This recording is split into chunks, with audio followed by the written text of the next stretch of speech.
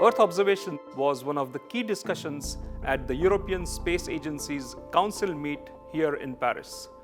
To know more about it, I am now joined by Simonetta Celli, who is the Director of Earth Observation at the European Space Agency. Thank you for your time. Why are space technologies becoming increasingly important in our efforts to fight climate change?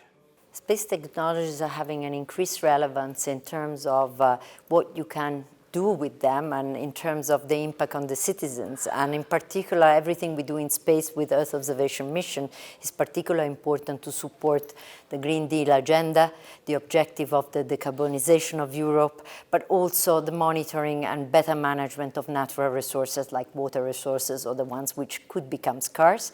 And at the same time, we can use the technologies that we have coming and the data from Earth observation satellites to do things like, for example, improving the forecast on agriculture, food security, and also everything that's related to natural disaster management. We have in ESA, the European Space Agency, 50 satellites in operation. We're building more than 40 new satellites with industry in Europe. And so we have the biggest infrastructure in the world on Earth observation, provided the biggest wealth of data in support of the climate action and environmental challenges. Can you give some examples of the technologies that are being used to, for example, monitor the greenhouse gas emissions? Sure, we have already a precursor mission. It's called, in the context of the European Copernicus program, it's called Sentinel-5P, so it's a precursor mission. With that mission, we looked daily at methane emissions, very relevant in the context of the current legislation implementation, but also we look at greenhouse gases, and we look at also elements like NO2. So you can do a lot with satellites. We also are building 2 dedicated satellites that will look at anthropogenic CO2 emissions, and that is to support the implementation of the COP agreements of the Paris Agreement in terms of monitoring CO2 and stocktake.